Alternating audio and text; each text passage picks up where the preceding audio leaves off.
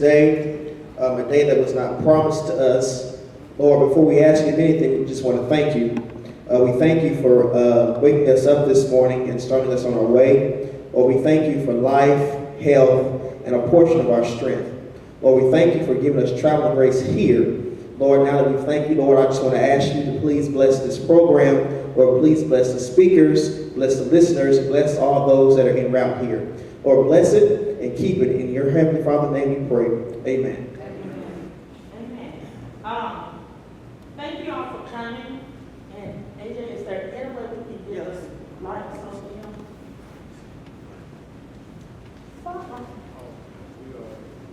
No, we need to see. Okay, then I'm going to just put this on Facebook.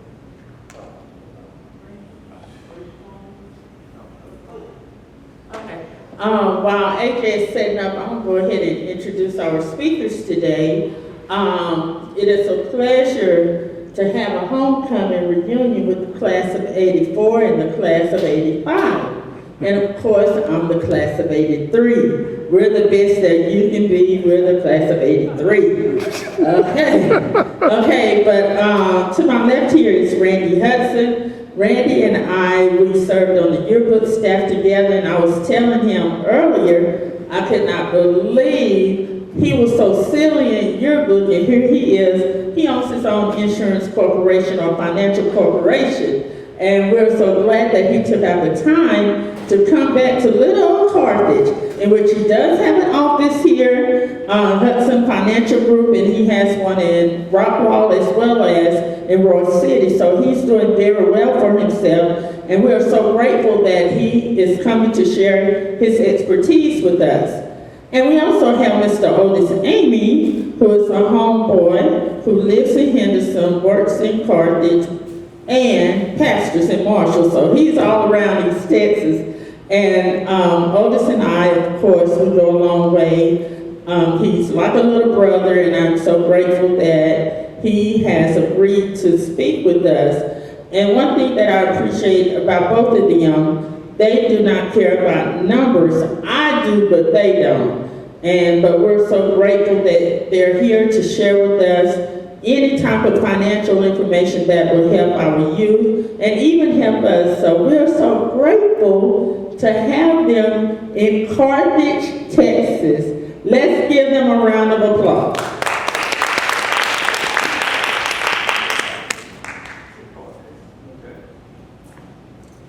Good morning. I want to thank Sister Sharon Robinson Jones for her work in our community, along with her staff, Pastor Love, Reverend AJ, and Sister Skinner, and all the others, and her husband Reggie, who's a man of many talents. I didn't know he was a film, but he's doing an outstanding job. This is a day that the Lord has made and has set aside for us to come and fellowship, and we're going to talk about money matters. That's our topic today. And as Sharon said earlier, we're not concerned about who's here and who's not here. And the reason being is that you're here. And it doesn't matter to you if this place was half filled. You're still only one person, and the information is only gonna help you. So we're gonna give our best in this presentation to help you have a greater depth, a greater understanding of money. The way this program is going to work, we'll have some brief introductions, and we're going to give you some would you rather questions. That's going to be the interactive part. Then we're going to basically talk about 5 things.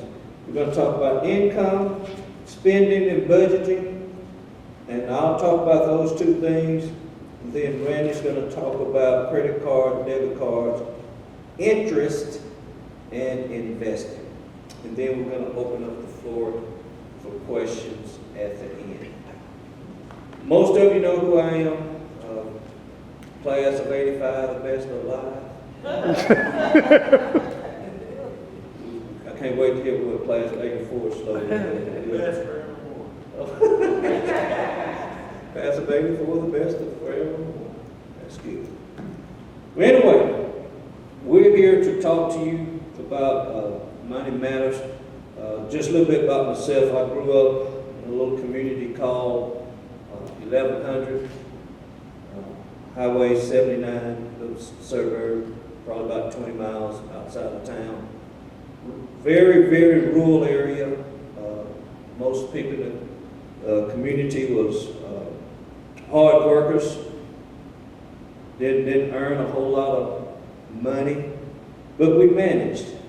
And my family was pretty much loggers, truck drivers, heavy equipment operators, that sort of deal. All that stuff I didn't like. So it was at that point I decided, as a young person, wow, I don't know if I want to do this kind of work the rest of my life.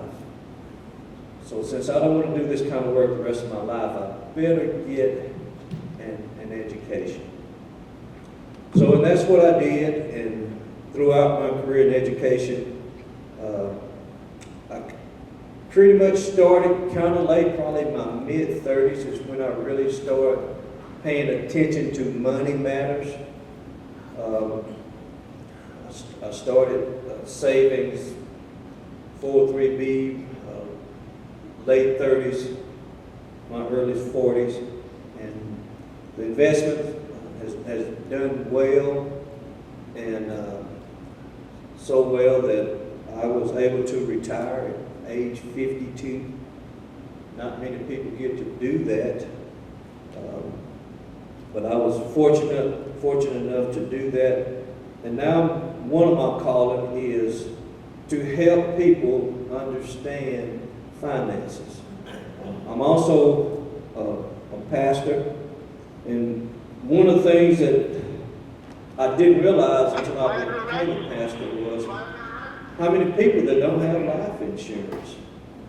And we're all going to die, but some of us haven't made preparation financially for that day, and that causes a lot of stress, undue stress on the family when things could have been taken care of ahead of time. So if I can do it, so can the next person do it. You know, I didn't own a pair of Nikes in high school. I didn't have a car. I didn't get my car until I was in graduate school. People say, well, you drive nice cars now. But what they don't realize, I've only had 5 cars in my life. And I'm over 50 years old, and 3 of the 5 I still have. So it's not necessarily where you come from, but where you end up. And where you end up is all about planning, and all about preparation, and all about perspective. So we're going to try to teach you budgeting, how to plan, and how to prepare, and to change your perspective about money. So if money doesn't matter,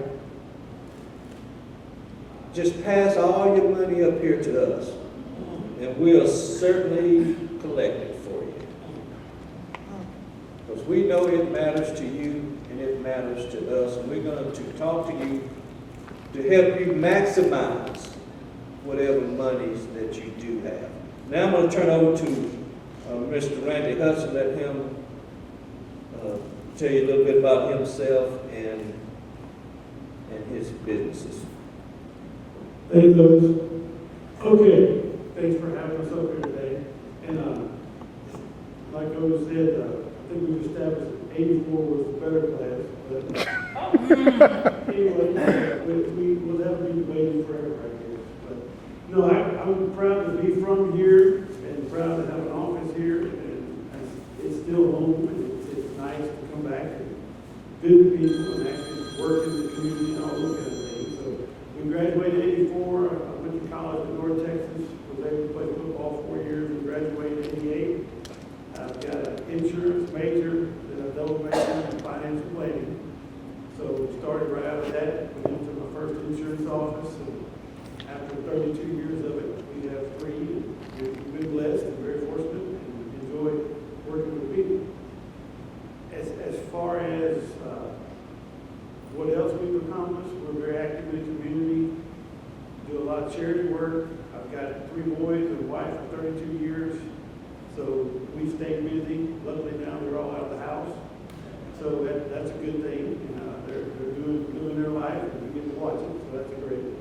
So it's good to be here, and when Otis gets through giving you some information, I'll be happy to kind of give you what I think is important about the investment side and then the credit cards and all that kind of information as well. So thanks for having me.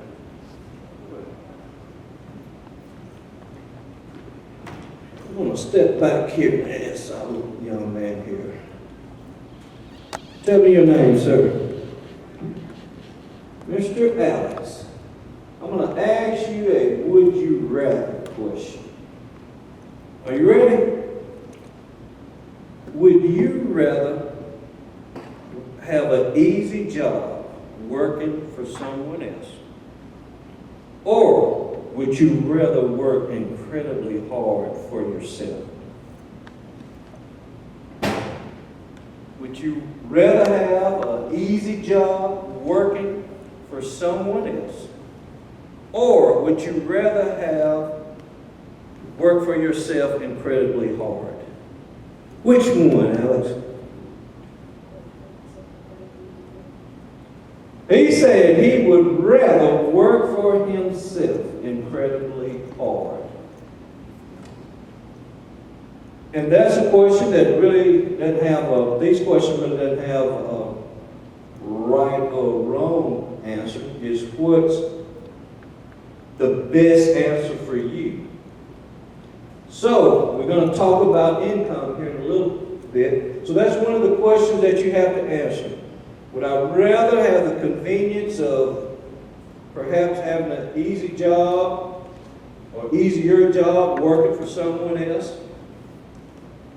Or would I rather work incredibly hard for myself? Can you possibly do both? Yes. But one of the things that you want to keep at the forefront is nothing worthwhile in life is going to be easy. So that's the first thing that you have to establish, is that I'm going to have a work ethic. Rather I work for someone else or I'll work for myself.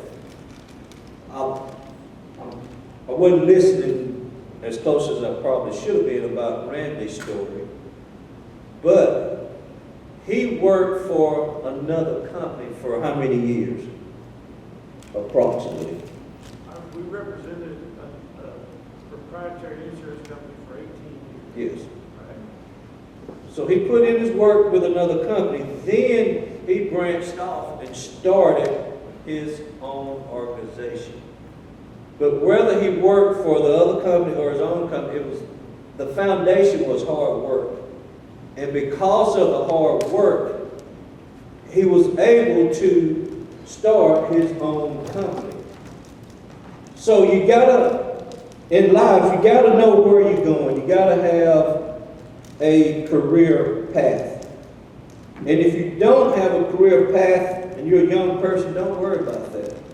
You know, because I'll tell you, I was a senior in high school. And people ask, what are you going to do the rest of your life? I don't know.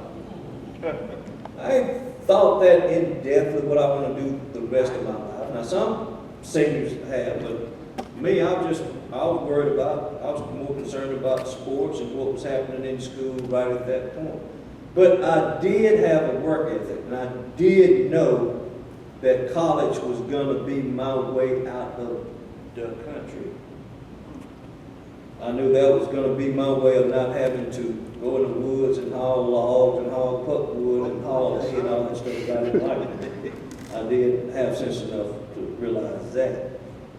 But if, the point is, if you don't know exactly, young people, if you don't know exactly what you want to be or what you want, that's okay. Just know that whatever it is, I'm going to work hard. Now, if you're 27, 28, 29, 30, 40, 50, and still don't know, time is running out. It's time to start figuring some of this stuff out. The second question I want to ask Mr. Lawrence here. Would you rather, Lawrence, to be always 10 minutes late or 20 minutes early? He didn't even have to think about that. He said he would rather be 20 minutes early. How significant is that? That's very significant. Because the tendency is we like to go places late. What if you continue to show up at that job late, whether it's your business or somebody else's business? You can't fire yourself, but you won't be as productive as if you was on time. And if you work for somebody else and you continually be late, what happens, boss man? They don't work there. They work themselves out of it. They work themselves out of a job by being late. I'm going to ask Alex and Lawrence if they had come up to the stage for me. We don't have chairs.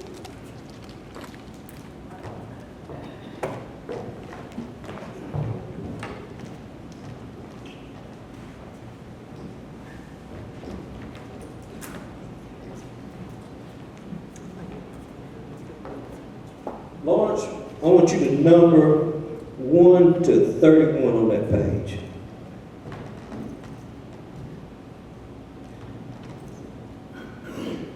And I'm going to ask the smartest person in here a question.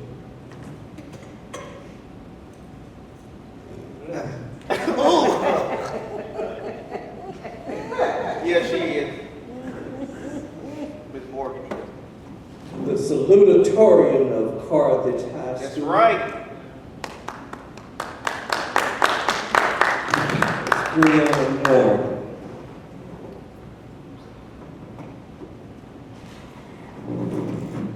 Here's your would you rather, Brianna. I want you to think about this.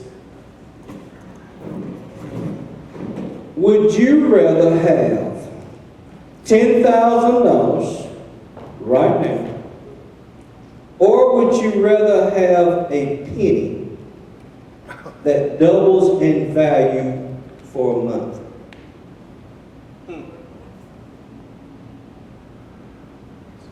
Take that penny, son. Would you rather have $10,000 cold cash right here?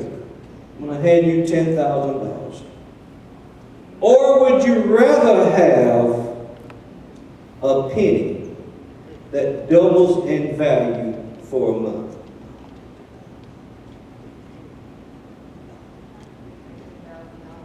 Thank you.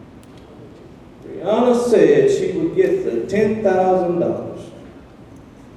I ought to take your salutatorian badge from you. But let's see. All right, so how can we figure this out? Mr. Lawrence, Mr. Junior in high school. All right, I'm going to help you.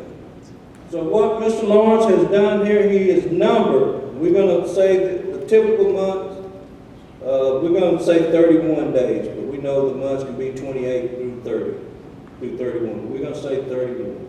So after one day, I'm going to give Brianna a penny.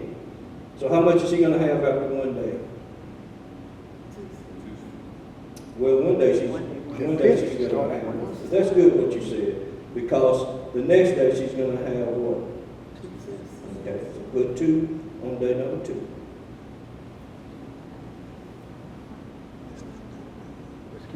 And what's she gonna have the next day? It's doubles now. And what's the next day? So the issue is 4 people in the same area. You need 8. Okay. Just trying to.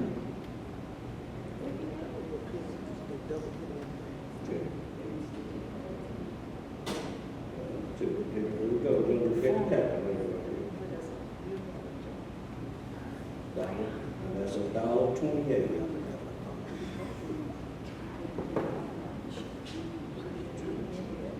It's $2.56. All right. In 10 days, how much money does Miss Brianna have? She's looking good right now, isn't she? That decision's looking real good right now. So let's keep going. Times 2.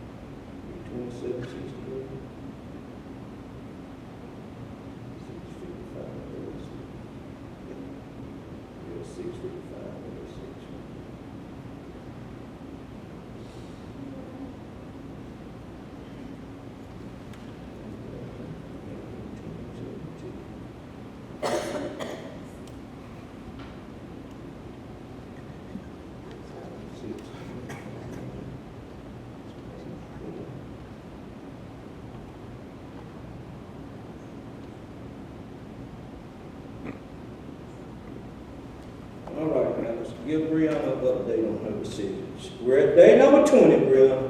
You started out with 1 penny. How much does she have now?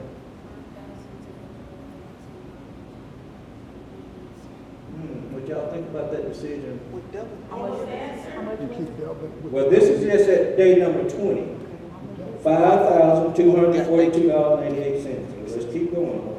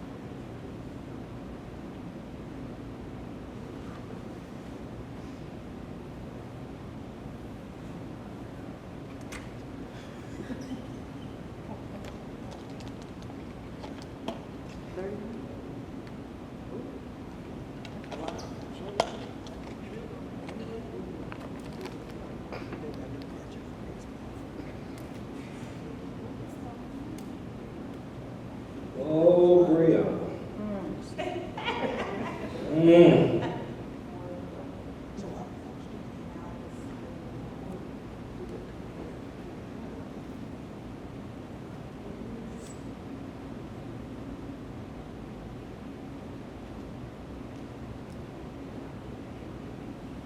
What do you think, Barnes? Did Miss Salutatorian make a wise decision? Because after 31 days, how much would she have if that penny doubled every day for 31 days?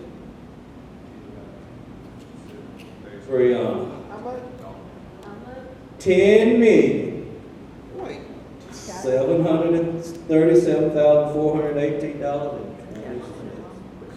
Oh, Brianna, let me ask the question again. Would you rather have $10,000 right now, or would you rather have a penny that doubles for a whole month?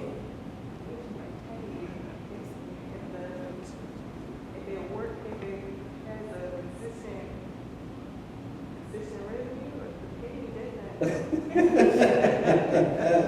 Thank you. Give our volunteers a hand.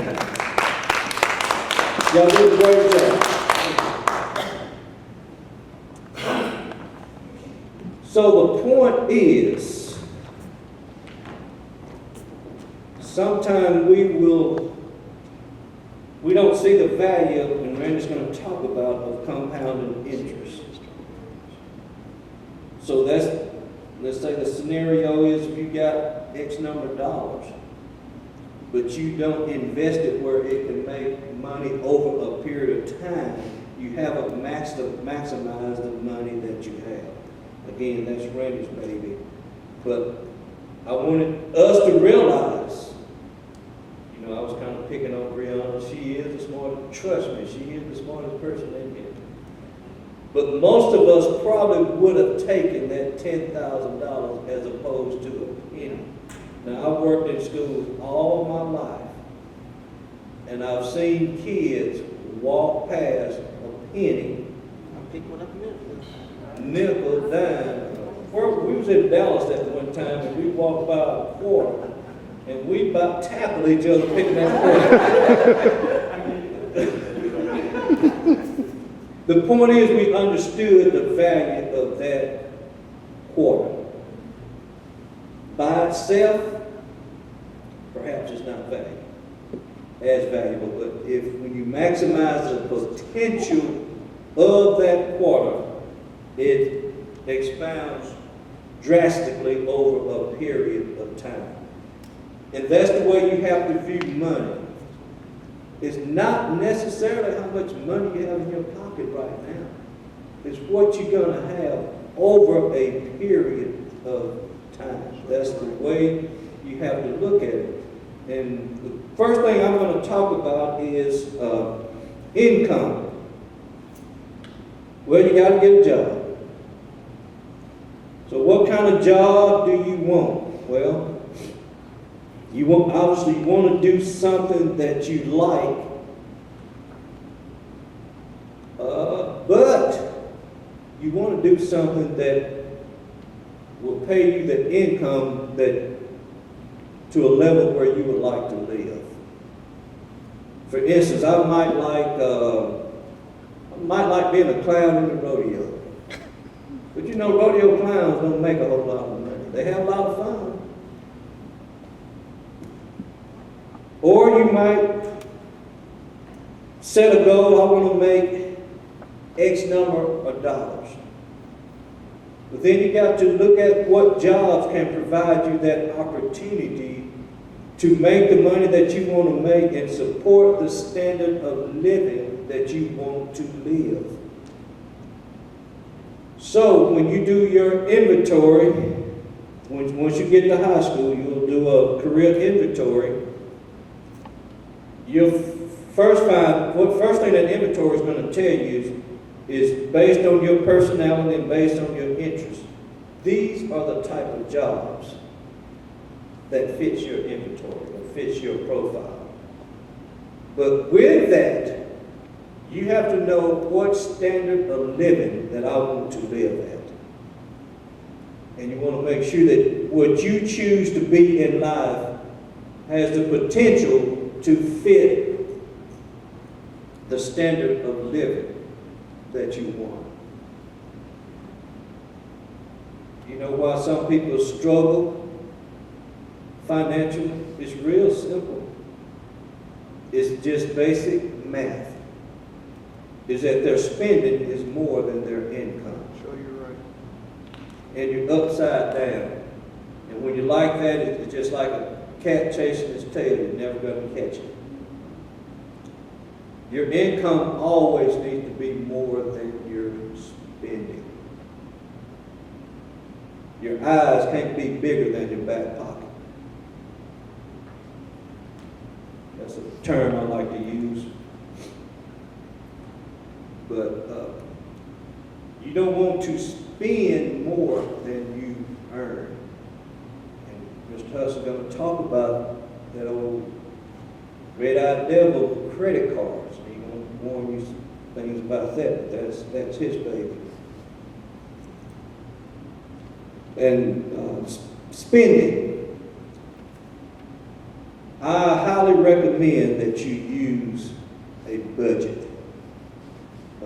Randy calls me Anal Otis. And I don't get offended when he calls me that because there's a lot of truth to it.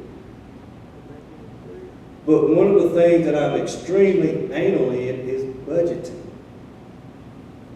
I have a list of budget for a whole year of what I'm going to spend. And I don't rob Peter to pay Paul. Meaning I don't borrow from this to pay that. I stick to the budget. Now that's good. Where I get in trouble sometimes is I'm not real flexible. When stuff out of the ordinary happens, that throws me out of whack a little bit. Not a little bit, a lot. But for the most part, the fact that I can stick to a budget that has helped me tremendously in life regarding finances. And here's another thing. When I go into the store, I go into the store with a list. There you go. And here's another part of Anal Otis. I don't care what I've seen. If it's not on my list, I don't buy it. I might have to go back to the store later with a new list. Here you go. But I stick strictly to the list. I don't care if it's a lollipop or it's a pair of shoes or what. If it's not on my list, now that's extreme. I'm just telling you what works for me. You don't have to be that extreme, but I highly recommend that you do have a budget. Young people, this may not be as appropriate because you don't have that income, but store this information in your back pocket because at some point you are going to grow up and have a job and you will need to learn how to manage a budget. It doesn't take calculus. It only takes basic adding and subtraction along with discipline. You remember when I said I never had a pair of Nikes in high school? I don't even have that many pair of shoes today. I buy one pair of work shoes. These are my brown work shoes. And they're going to last me for a year. And I don't care if the heels run over or if the toe come off. They've got to last me to next June the 30th. That's my cutoff date to get the next pair of shoes. I got a black pair of shoes. You don't want to, now this is Otis, you don't want to have a lot of things that does the same thing. You want to buy a lot of the same products that do the same thing. You know, you only got one pair of shoes, you need play shoes. What we used to call, y'all don't call them this anymore, but we used to call them Sunday shoes. And work shoes. You know, you get you a black and a brown pair, and they'll pretty much match anything. That's right. You don't need a pair of shoes for every outfit. That's right. And women, you don't need a purse that match every outfit either. This is for you women. This is what I tell women. And I've told my wife this, but she don't ever listen. Why buy a $1,000 purse and you got 78 cents in it? You shouldn't have a purse that costs more than how much money. That just doesn't make any sense to me. But again, that's ain't always. So that is what I want to say about income and spending. So the next I'm going to let Randy talk briefly about credit cards, debit cards, interest, and investing. All right.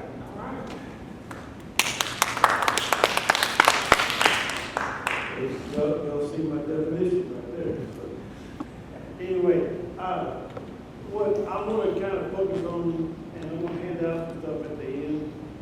I'm a very goal-oriented person and very all about attitude. So I just think that each day you get up and you get all you got, and you go to sleep at night, you the next morning do the same thing. So I'm driven. Okay, I guess that's a blessing in some ways, but it's not another because you want to drive everybody else with you. Sometimes they're not as driven as you are. But on the investing and interest side, okay, when we sit down with clients, I use a simple analogy of a baseball diamond. Everybody knows about baseball, right? Put yourself in a batter's box. When you get on the baseball diamond, what's your goal when you get in the batter's box? Somebody tell me. Hit the ball. You want to score, okay? Now, you can't score unless you touch all the bases, correct? You miss a base, you're out. All right, now, in planning, financial planning, business planning, whatever you're trying to plan, you got to start at home plate, okay? So that's your goal. Reggie just told me he got to retire at age 54. 54. He just retired too. Like Otis, he did his plan, he got there. Okay? Reggie didn't do that by accident. Okay? He had a plan. Okay? And he couldn't just jump from 22, 23 years old out of college and decide I want to retire. He had to work and he had to do a plan. So when you get in the battle box of financial planning, and I'm using the basic stuff, I'm not trying to get into all the different things that are out there, just basic. If your goal is to have $10,000 saved in cash money in 2 years, okay, you got to start somewhere, okay? If your goal is to be able to retire at age 50, you got to start somewhere, okay? And if retirement means you need $500,000 saved, then you have to start saving somewhere. So if you can't save $2,000 a month, so what? Save $10 a month. So the financial planning, if you use a baseball diamond, when you get in the batter's box, the first thing you start doing is start saving something.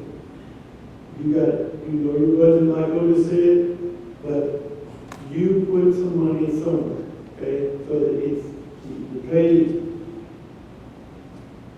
your bills, give to the charity, give to your church, whatever you're doing, but you got to pay yourself at the end. But you need to start saving money. So that's the first base of financial planning, is saving money. And that emergency fund, so when things break, you've got some money left to take care of that. That's where you don't have to get into that credit card side. I'm not going to spend a lot of time telling you about credit cards. I think everybody here understands how credit cards can help you and how they can hurt you, okay? So we all, when we went through college, if you were in college, you started getting letters saying, hey, we got a credit card for you. I was 18 years old at North Texas in Denton, had a whole little P.O. box, started getting credit cards, invitations. I said, this is pretty cool. No job, no nothing. I'm getting people to give me money. And I take this little piece of plastic and they give me stuff. Little did I know that about 30 days later, I get to the building and I said, oh, somebody $500. And I said, well, I don't have a nickel. Hey, Mr. Hurd, I got a bill to pay. Okay? So anyway, that's how I figured it out. Is that wait a minute, they don't do that. I have this stuff. And so when you start using credit cards, any emergency is one thing. If you got to do it, you got to do it. But just pay attention that interest rate they give you is going to keep compounding. Like the young lady's example about the penny every day, where it compounded every day. Interest on a credit card will do the same thing. So instead of making money in the penny example, you will be over money. So there's your spill on your credit card. Be aware what you're using them for, and don't use them to do what Otis said, buy first when you don't need that first. Otis and I, you get up here and you start trying to help people, but I don't preach to you, but you understand the meaning of getting in the debt. It's not gonna help you. Okay, so back to baseball. You start saving money, that's your first base, okay? Now, once you start saving money, it gives you a substantial amount of savings. In your mind, $1,000 maybe what your goal was to save. 10,000, whatever you're trying to get. Okay, then I suggest you start getting into some other types of investing, okay? There are more investment opportunities out there than just putting it into a bucket at home, under your bed, or at a bank and a savings account. Nothing wrong with any of those, nothing wrong with a couple of those. But there's more things out there. So once you reach that level, you go to second base. That's starting to put money into other investment opportunities. The 403B always talk about, that's a retirement vehicle. You've got 401ks, you've got mutual funds that you can just purchase on your own. There's all kinds of different things you can do when you put money up every month into those, okay? Third base, once you start establishing yourself in that investment world, then you can go into more progressive investment opportunities, like stocks, like bonds, things like that. But at the end of the day, if you don't start saving first, many people are lucky enough just to go take money at home plate, swing for the fence, hit a home run. It doesn't happen a lot. Okay? So they start slow and they work their way around the base, and then hopefully at age 55, 60, whatever your goal is to retire, you accumulate the money you need, and you can do what you want to do. So that's a simple analogy of planning for the future, okay? Now, as far as interest, okay, where Otis talked about an example of opinions, okay? Has anybody ever heard of the rule of 72? Okay? You can calculate this out too. There is somebody really smart, maybe they were salutatorian, maybe they were, who knows, but somebody a long time ago figured out the rule of 72. And that's a rule that shows you how your money doubles if you put it into a certain interest rate, okay? This will work with any number, so you can try it at home or if you got a piece of paper. If you have a certain amount of money, say you got $1,000, and you say, I want to put that money in something and let it grow, okay? If the bank or whatever investment opportunity you're in says they'll pay you 7%, okay? If you take 7%, divide that into 72, that's going to tell you how long it takes for that 1,000 to become 2,000. Guaranteed, okay? If your interest rate is 10%, divide it 72, 7.2. So it doesn't matter. You make 9%, it's going to double in 80. You make 8%, it's going to double in 90. Whatever it is. Now here's the beauty of that. If this young lady knows we're giving her $10,000, okay, and she started with that $10,000, all right, then she took a penny a day and doubled it. How much money would she have? If she got that 10,000 earning, plus she got that penny growing, now she's growing. So that's the whole idea. If you can find that set amount of money and you put it up, say somebody starts you off with $100. That's your savings start. And you start adding to it over time, your money will double a lot quicker because you're adding to that money. Okay? But if you don't add to it, whatever interest rates you're making, divide it 72, and you'll see how fast it's going to double without you adding. Now, it's going to take you a long time to get to that goal if you don't start out with a big chunk of money. Okay? If you start out with a lot, then it's going to go away. That's called Rule 72. I sit down with business owners who are very wealthy, and they don't understand that. You explain to them, they look at you like, wow, never thought of that, never knew that. And I wish I could take credit for being smart enough to figure that out. But somebody a while back figured that out. So that's your Rule of 72. It's just something you in your mind, you go, wow, the money will double in 10 years if I put it at 7%. Okay, so now as far as the part of that baseball down I didn't talk about, and Otis hit on it all of it. What if your goal is to retire at age 54? Okay? That's great. But at age 25, God bless him. Something happened to Reggie, he didn't make it. What does he need to make sure his family can take care of himself? There you go. So, life insurance is the insurance policy for your retirement. Okay? Because if your goal is to have $300,000 when you're 60 and you can retire, great. But what if you only get to 42? Okay? That life insurance will sustain your family so that they don't have to sell the farm to do what they need to do. So that's where, in our line of work, a lot of people use life insurance as a stopgap to make sure they get to their retirement age. And if they get to retirement, then life insurance is not as important because they pay off all the debts, they're free, the kids are out of the house, and they're moving along, and they go into being retired.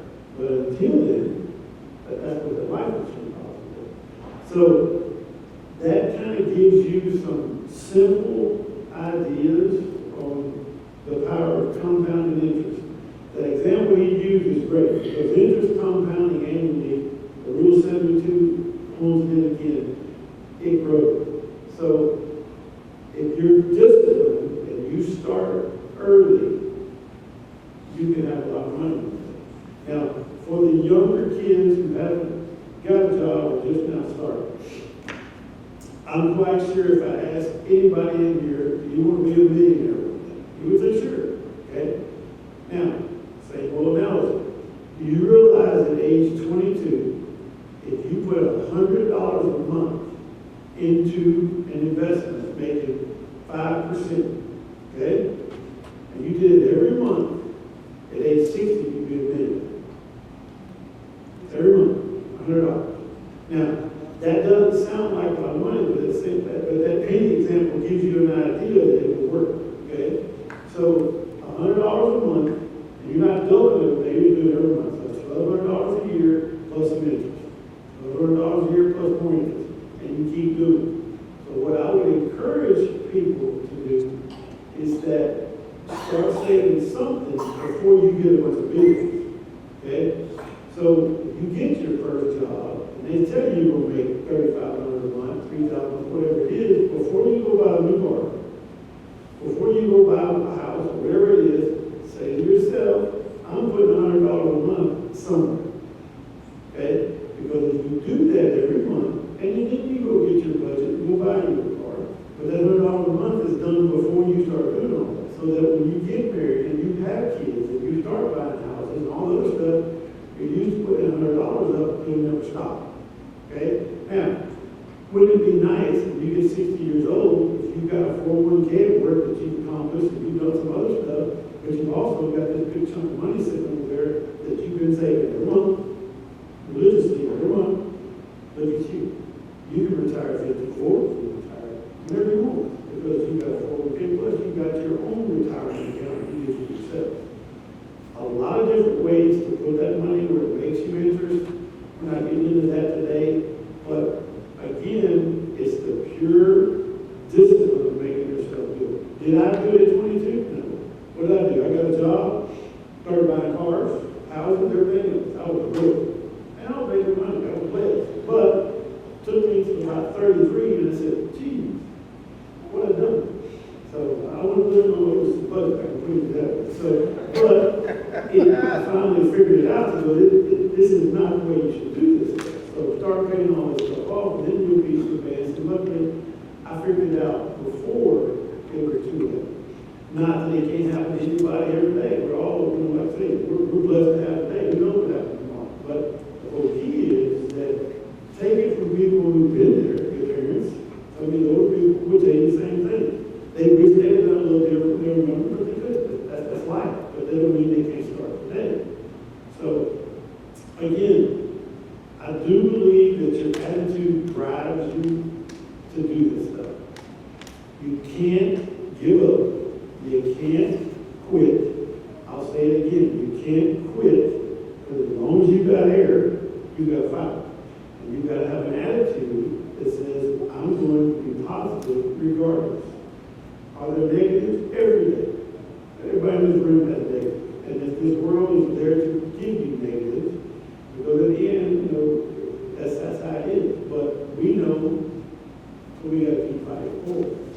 So, I think Otis wants y'all to ask some questions, so I'll get off the soapbox and then turn it back over. Maybe y'all got a few questions we can answer for you, and then we'll, see what we can do. Thank you. Are there any questions? I have several. Life insurance, I thought life insurance, are there different types? Because the only one I know of is, you don't get money with your spouse or somebody else get it after you die. That's a very good question. Oh, there's, Sharon asked about what kind of life insurance it is. Basic life insurance is called term insurance. It's an insurance for a period of time, okay? That's the original part, okay? So you pay for it as you go, and it's priced based on how long you want to keep it. And it's priced on how old you are when you buy it, okay? So that's term insurance.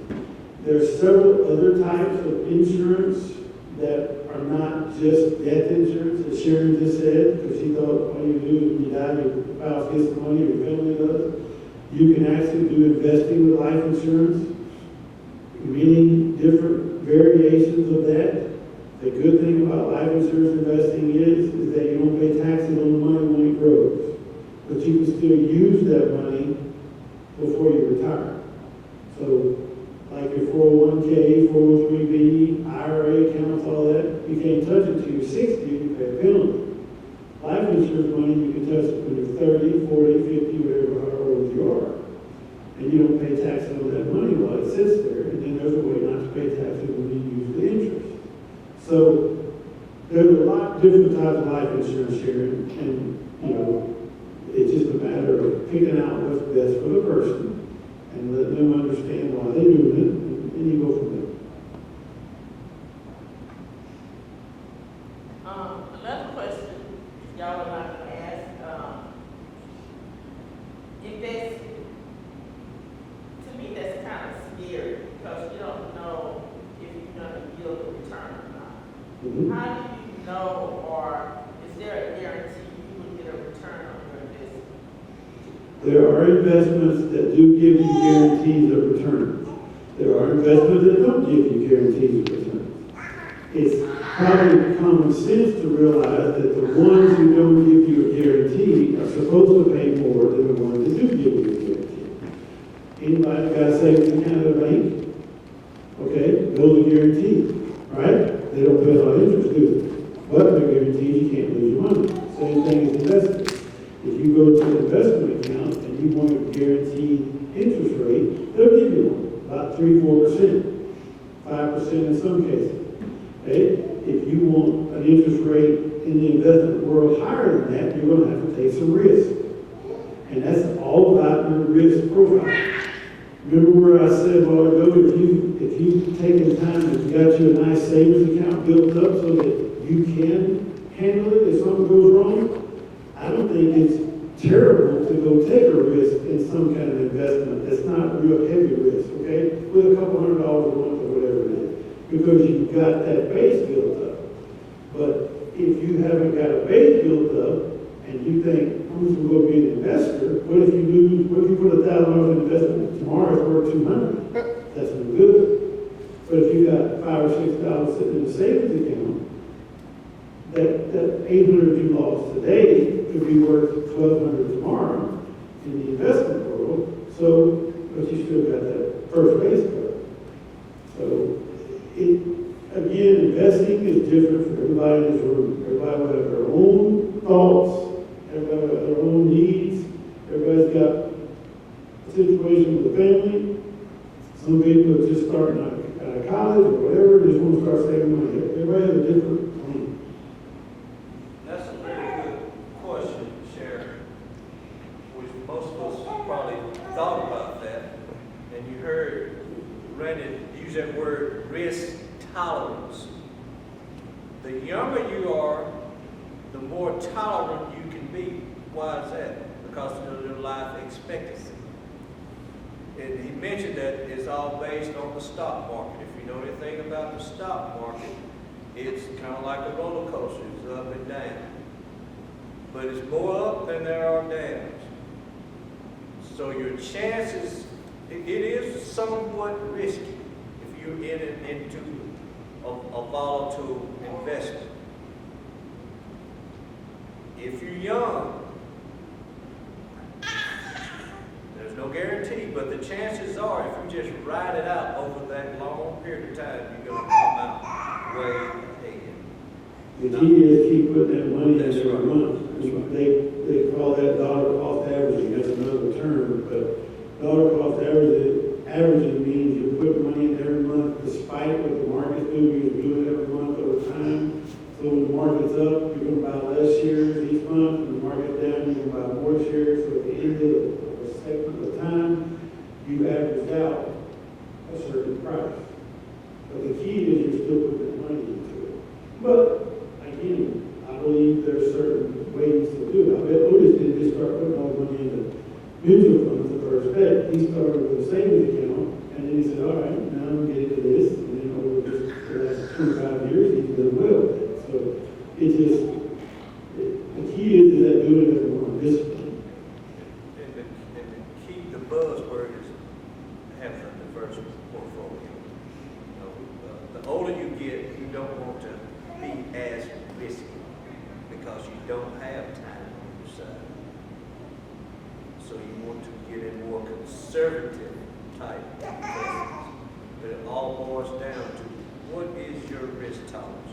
Would you rather be in something guaranteed that's going to guarantee you, let's say, 2 to 4%? Is that pretty good? Yeah, that's more than what you got. So I don't slam guaranteed investments because of that is guaranteed. But if you're a younger person and that stock market, like where it's been the last couple of years, where you have the potential to be 12 to 20%, that's real good. But are you tolerant enough to resist that over whatever period of time that you like to risk? That was a very good question. Any other question? A question from my young people. Lawrence, you got a question?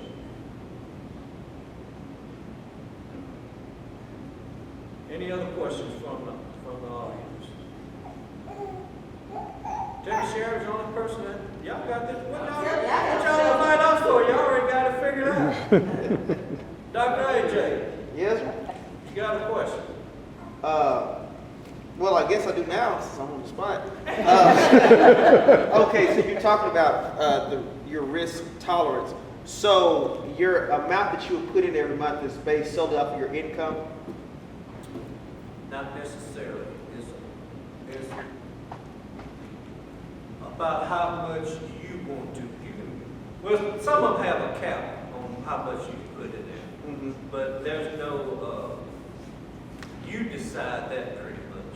Okay. You gotta treat yourself, AJ, like a company. You are your own company, okay? So AJ, even if he works for somebody else, he makes money. At the end of the day, he's got a certain amount of money, okay? So that's AJ's company right there. So if AJ says, I want to put 10% of my money into investment, he picks that, okay? He knows what else he got to pay for. If he says, I can do 20%, that's his choice too. So you're your own CEO of your own individual company at the end of the day. You know. Yes, ma'am. But the concept to remember, AJ, after your tithe and charitable giving, always pay yourself first. Make sure you, in your budget, you got it where you can have an investment into that. Pay yourself first. You're 20 years old. He's kind of anal too, maybe not to the extent I am. Not that bad. I bet you don't carry a list to it. You got a question? What advice would you give to a young man, say 25 years old, and he got sold a job, he wants to start investing in stock market? Where's a good place to get information and to start in the process of that?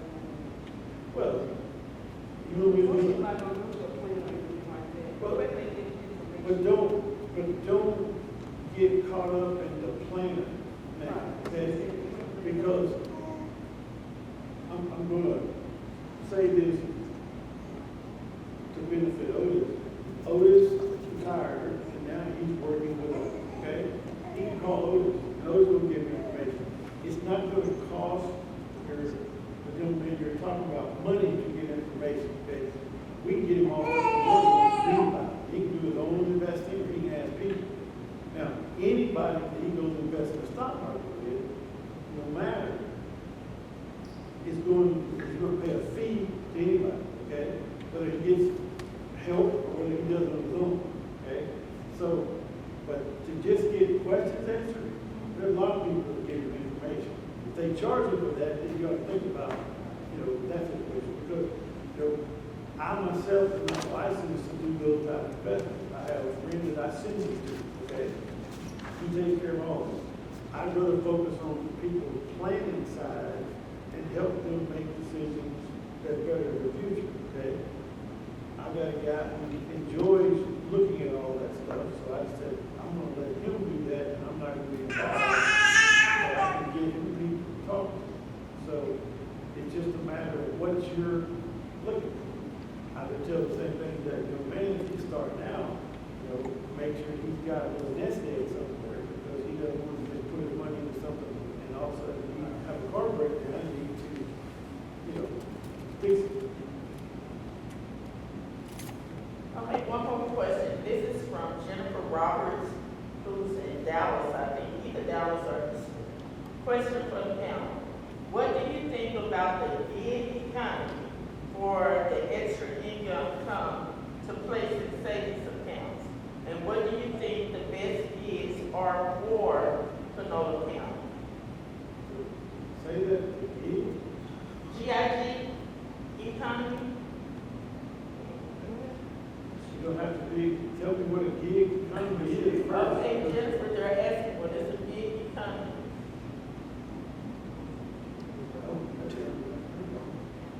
I'm not an aggie, but they say gig. They said gig economy is a labor market characterized by the prevalence of short-term contracts or freelance work as opposed to permanent jobs. So I guess like lawn mower people Contract workers. Yeah, contract workers, instead of those who actually go to a 9 to 5. And she said side hustles. Yeah, that's what it is. Well, I mean, it's the same thing when Otis asked the young man, would he rather work harder for himself or whether he want to work for somebody else when he's a job. That's not easy work, being contract work, mowing yard or whatever you do, okay? But if you plan it right and you work hard, I know lots of guys who build businesses starting doing stuff like that and are now very wealthy, okay? So I have no, to me, if a guy starts doing that and begins saving money with the money he's making, he's doing the same thing, he's an entrepreneur. And that's kind of the whole deal. That's that whole prevalent thing with entrepreneurial spirit. You want to go work for yourself. But with that comes lots of responsibility. I'm all for it. We've been talking about, I started last when he came to the beginning, because he's been picking up pennies. He's not one of those ones that's from this penny. He don't pick that penny up. All right, I'm a penny. Well, we've been talking about, he said, well, when I get a job, if I, whatever I decide to do, and, he said, what do you think about if I could have, and let's say you didn't have for me to have for myself? You know what I'm saying? And we are discussing, when we talked about Nike, I tell my students, I said, you can either ask for the $100 Nike shoes, or you can say, let me go work, stop eating like you like Squidward. Well, I can go and you can go get that, you'll get you $100 to buy you a tool that you can make things and sell, and you can buy whatever you want. With that $100 you pay for that shoe, you're gonna outgrow probably in 6 months. Right. So, I do talk to him about that. What do you think about the half and half since he's a teenager? Well, that's smart because he's going to have money to do what he wants to do with, where a lot of kids won't. And I'm not one of those people that say you can't reward yourself. But if you say to yourself, hey, once I save $1,000, I'm going to buy me a pair of Nike shoes. Because say to yourself, oh, I'm gonna have this before I go do that, because now he got a pair of Nike shoes at $1,000 and savings account. Good for you. Okay, you're junior, senior in high school, you got more money than a lot of people do at your age. Okay, but you also, in the meantime, you're buying those tools, which can make you more money in the future. Plus, do you enjoy it? Okay, that's what I've been telling my boy, is that if you're happy doing what you do, regardless of how much money you're making, that's what life's about. So, yeah, some people make a lot of money, but they're not happy. And some people don't make a lot of money, they love what they do.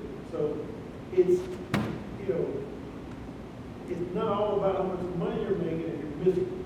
There's a lot of rich, miserable people. And there's a lot of rich, poor people. And miserable, poor people, okay? But be happy. And if you're happy, you will excel in whatever you're doing. So if you're working is what you like to do, plus you make money doing it, look at you. Well, I think that's extremely important what he's doing, because it teaches two things that's going to help him out tremendously in life. One, it teaches him discipline, to be disciplined. I'm going to put X amount of whatever into the savings. But the even more important thing it teaches is delayed gratification. It teaches him, I'm going to sacrifice a little bit right now for a larger goal down the road.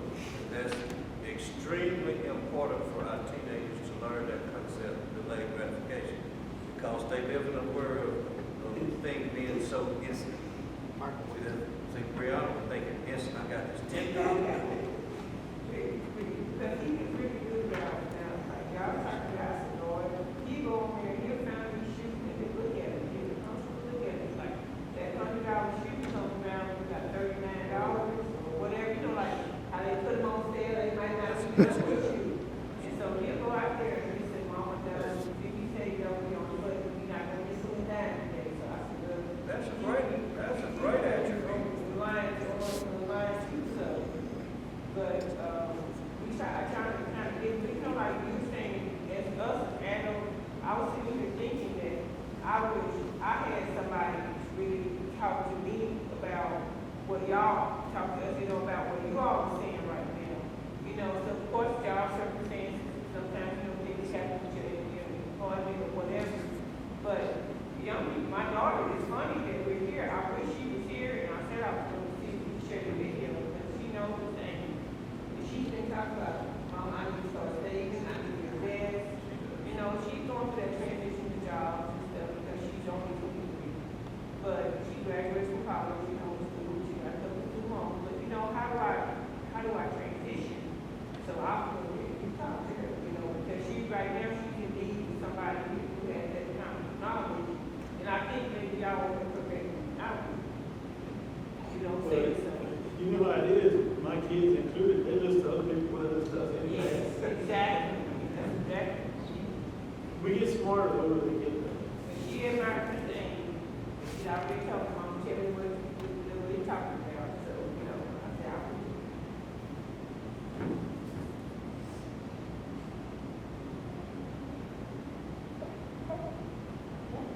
All right. I've got some handouts and just attitude sayings that I live by, so you can kind of come in there if you like. But we appreciate you giving us the opportunity. So thank you.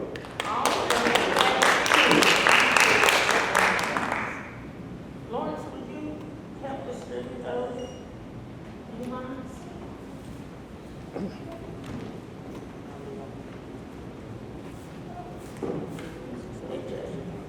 AJ.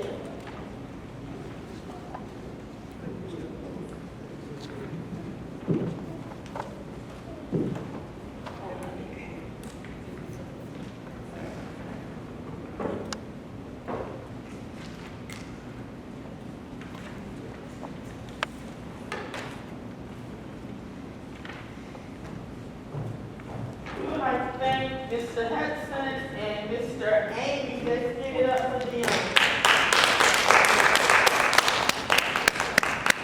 And if they'll come down, Mr. AJ has some things for them.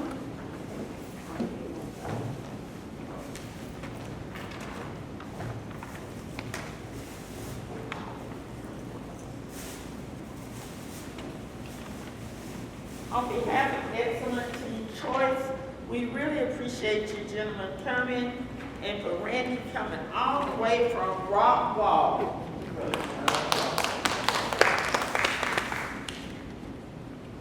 Okay, we also have some names Cover your head, my son will burn your head. and then you are official members of Excellent Teen Choice. Yeah. I wonder what kind of investment you have to do. All right, we appreciate you all coming. Zorana has some door prizes for you, as well as we do have lunch. Thank you all for coming, all of our volunteers. We appreciate you, the Morgans, the Blacknings, and we just appreciate everyone. This was a 4-part series, and although we had different things in mind for the city of Carthage, you guys have really, really, really made an impact, I do believe, on Carthage. And so thank you once again, Ms. Amy and Mr. Hudson, and we look forward to seeing you guys on next summer with whatever Excellent Teen Choice has to offer. And we're ready for lunch. You want to say a blessing over the food? Amen. And one more thing, we would like to thank Carthage High School for allowing us to use the auditorium every week. And so we appreciate them. We appreciate Hibbett Sports, AGAP, who else? Cricket, Phones, AGB, and I forget who else. But, and thank the superintendent as well for giving us his blessings. So let's go and have lunch. Okay.